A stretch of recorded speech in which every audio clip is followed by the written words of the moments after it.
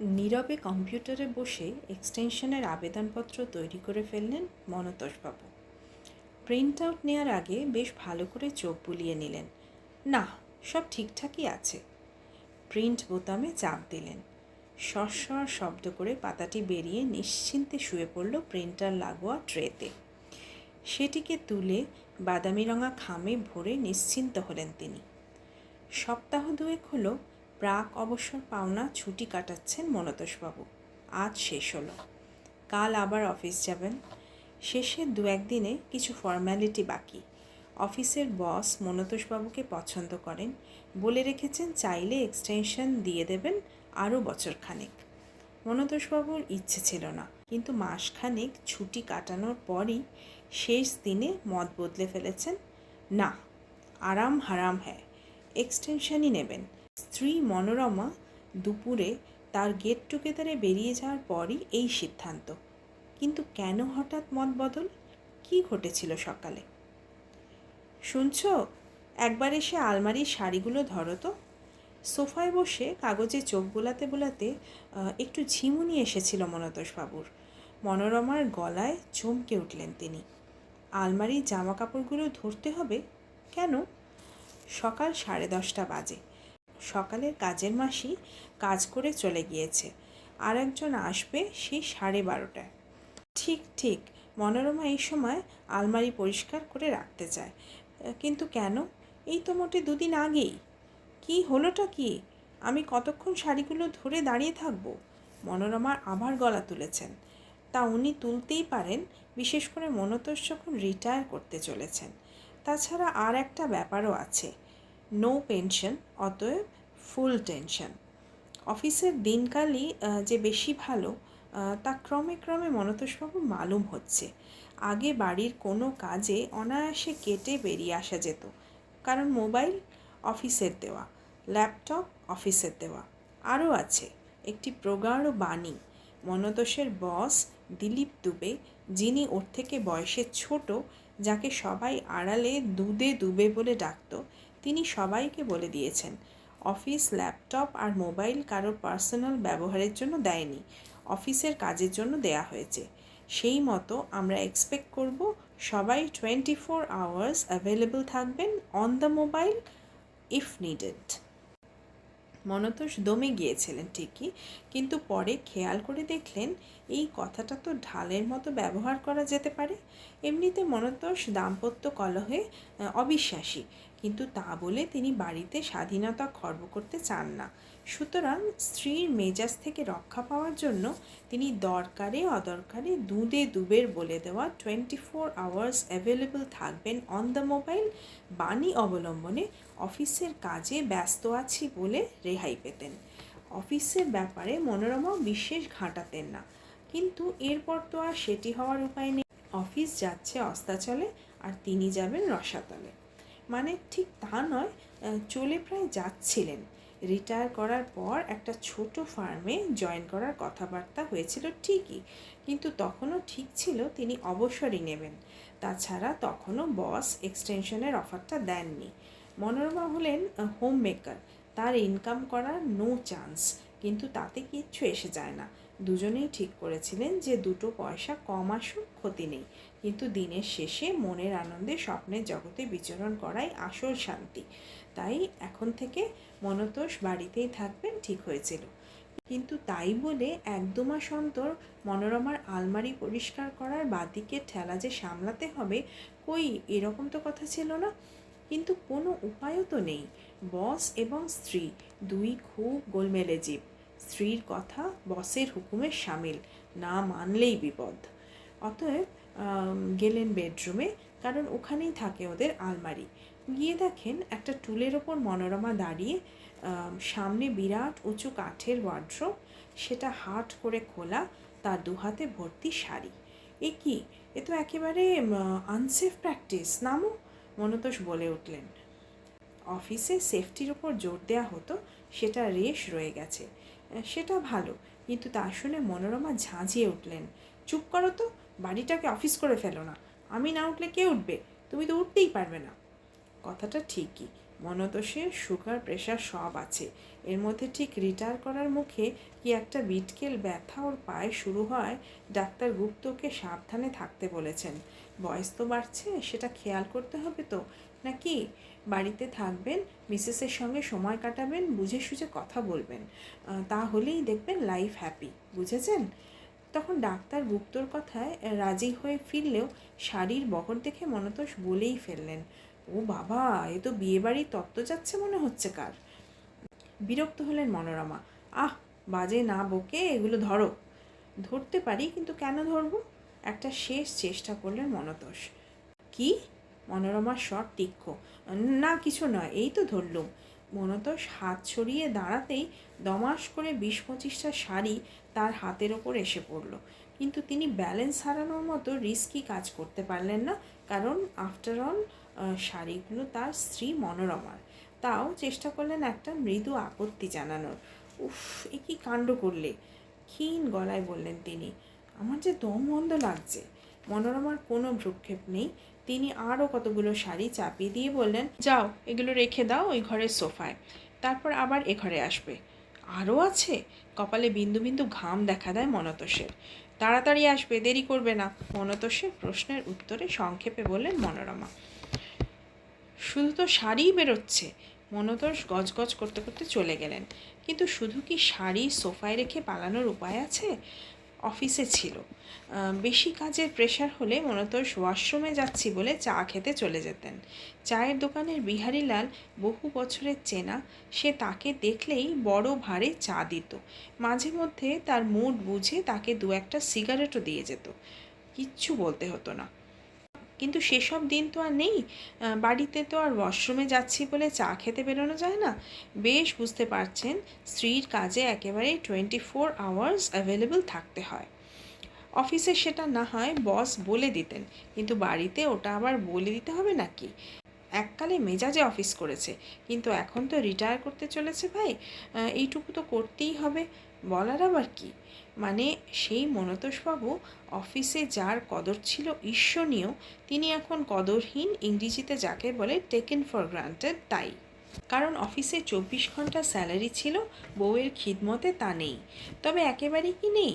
গৃহ শান্তিকে কি সেই বেতন হিসেবে ধরা যেতে পারে? বস যদি 440 হতেন, বউ 1000 ভোল্ট। দুধে ডুবে তো তাও কাজের কদর করেছেন, তাকে এক্সটেনশন দেওয়ার প্রস্তাব দিয়েছেন। বউয়ের জ্বালাময়ী ভাবনা এবং শাড়ির বোঝা সামলে আবার বেডরুমের দিকে যাবেন, এমন সময় ডোরবেল বাজলো। এখন আবার কে? মনোরমার গলা শুনে মনে হলো দুধে দুবের চিৎকার এর কাছে শিশু। কিন্তু সেটা বিচার করার সময় আর নেই, কারণ মনোরমার আর একটা হুকুম ছুটে এলো, গিয়ে দেখো শিগগির, আমি এখন টুল থেকে নামতে পারবো না। তার বলতে নামতে গিয়ে অন্য কিছু হলে আর দেখতে হবে না। কি মনে করে মনতোষ দরজার দিকে যেতে যেতে বললেন, শাড়িগুলো নামিও না এখন। দরজা খুলে দেখেন তাদের জমাদার বিজয় দাঁড়িয়ে, হাতে ঝাঁটা, মুখে মাস্ক।